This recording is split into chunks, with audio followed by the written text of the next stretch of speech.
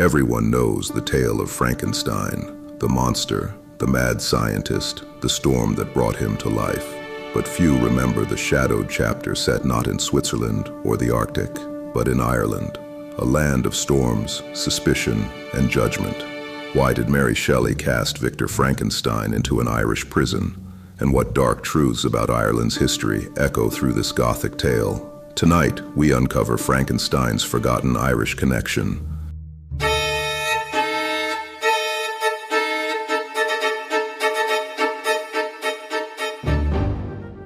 When we recall Mary Shelley's Frankenstein, our minds often drift to icy wastelands, alpine peaks, and the storm-beaten Orkney Isles. Yet hidden in this tale of shadows lies a darker stop on Victor's cursed path, the coast of Ireland. It is here, amid thunderous waves and blackened skies, that the doctor stumbles into a nightmare, not of monsters, but of men. Ireland enters the tale not as a picturesque backdrop, but as a land steeped in suspicion, unrest, and Gothic gloom. For Shelley, Ireland was more than geography. It was a living symbol of alienation and fear. Victor Frankenstein's arrival on Irish shores is drenched in tragedy. His beloved Henry Clerval lies dead, strangled by the creature, and fate delivers Victor into the hands of strangers. Instead of pity, the Irish villagers greet him with hostility. They accuse him of murder, dragging him before their courts as a villain. In this grim twist, Victor becomes what his creature has always been, a figure judged, condemned, and despised. The wild coasts of Ireland echo the chaos within his mind. Tempests outside, torment within. Shelley's Ireland is no place of sanctuary, but of relentless judgment. This moment is vital to the novel's Gothic power. Just as the Arctic embodies desolation and the Alps represent sublime terror, Ireland becomes the setting of human suspicion and persecution. In the imagination of 19th century Britain, Ireland was already marked as a land of unrest, forever haunted by rebellion and resistance. Shelley drew upon this reputation to deepen the doom around her protagonist. Thus, Victor's Irish interlude is not an accident of narrative. It is deliberate Gothic design. Ireland, storm-scarred and mistrustful, becomes one more monstrous force pressing against the weary doctor's soul.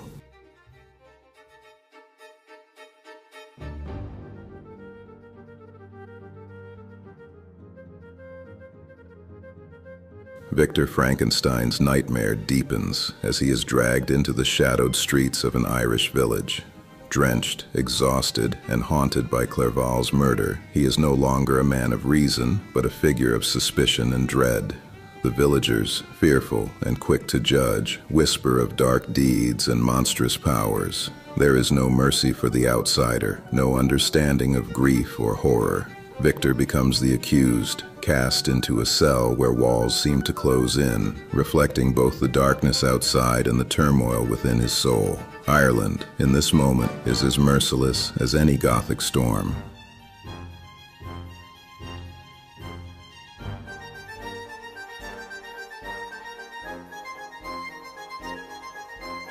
The prison itself is a place of suffocating despair. Damp stone walls, heavy iron bars, and flickering candlelight create a claustrophobic Gothic tableau.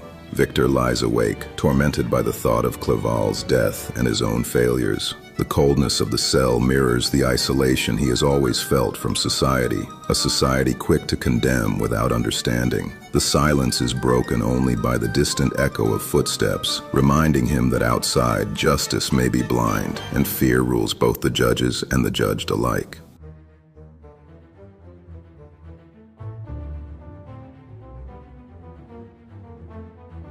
Victor's release comes only when evidence proves his innocence, but the experience leaves a scar upon his spirit. Ireland, though brief in the narrative, emerges as a land of injustice and Gothic terror. The imprisonment underscores the novel's central theme, the relentless judgment of outsiders, whether man or monster. Here, Shelley transforms Ireland into more than a setting. It is an instrument of fear, a Gothic landscape where human cruelty mirrors the unnatural horrors Victor himself has unleashed.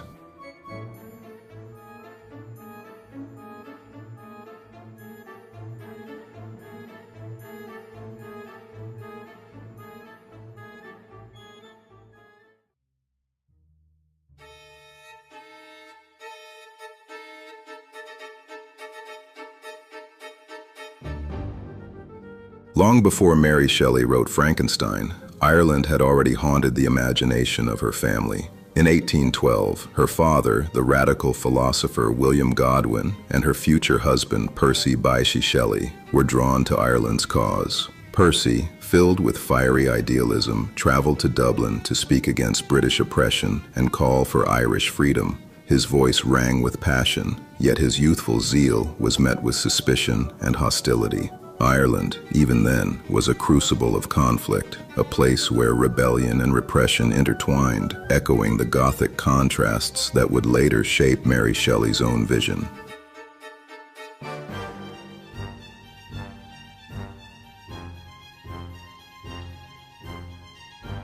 Percy's Irish pamphlets, filled with revolutionary fire, scattered like ghostly whispers across Dublin, but his idealism soon clashed with harsh reality.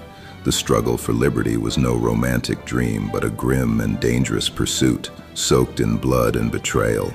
Though his words inspired some, they also brought the watchful gaze of authorities, marking him as a threat. The young poet's brief Irish campaign ended in frustration, yet it left an indelible mark. For Mary Shelley, raised in this shadow, Ireland was not merely a distant land, but a stage where her family's ideals collided with the brutal weight of history.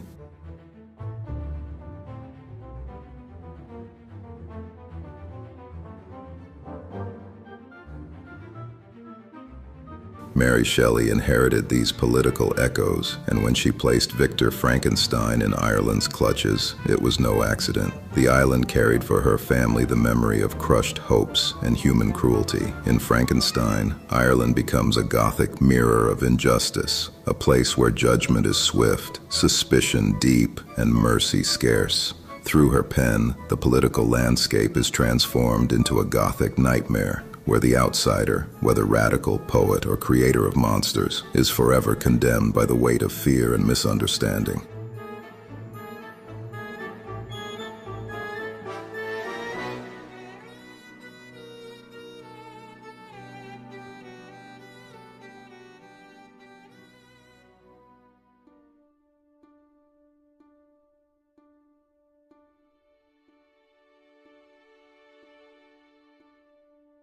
Ireland in Frankenstein is not painted with warmth or beauty, but with shadows and storm.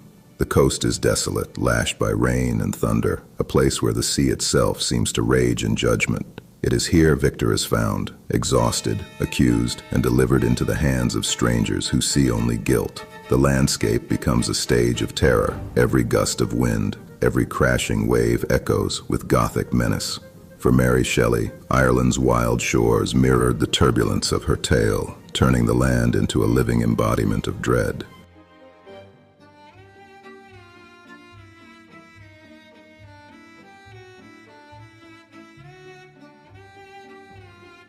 The countryside beyond the coast is no refuge. Villages stand in brooding silence, their narrow streets lined with stone cottages that loom like sentinels.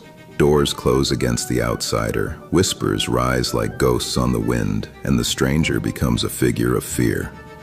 In Shelley's Gothic vision, Ireland is not just backdrop, but character, a place where suspicion and superstition linger in every shadow. Its people, bound by fear of the unknown, embody the same quick judgment faced by Frankenstein's creature: rejection without reason, condemnation without understanding.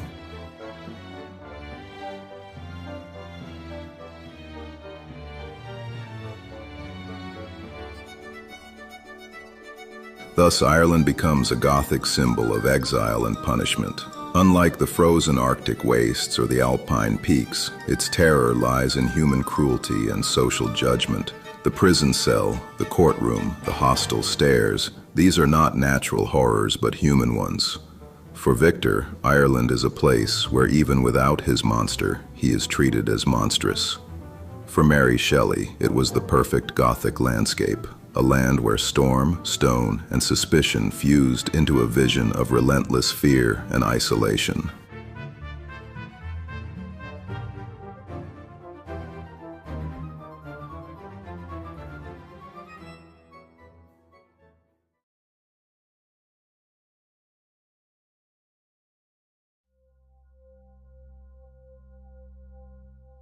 Behind the storm of Frankenstein lies the storm of Mary Shelley's own life. By the time she wrote the novel, she had endured grief that would crush most souls. She lost her mother, the radical writer Mary Wollstonecraft, only days after her birth. Later, she buried 3 of her children in infancy, each loss a shadow deeper than the last. Her writing became a vessel for sorrow, where monsters and graves were never far apart. When she imagined Victor's despair and exile in Ireland, it was not fiction alone, but an echo of her own haunted heart.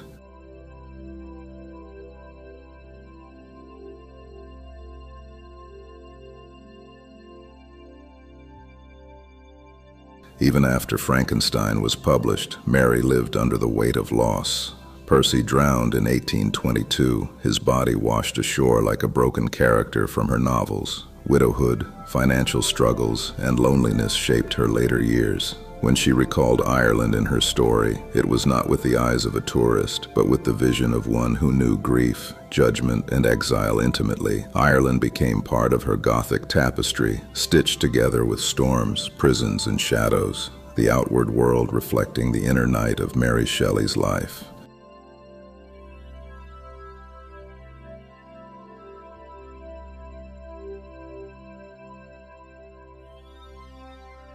Her relationship with Percy Bysshe Shelley, passionate and turbulent, brought both inspiration and pain.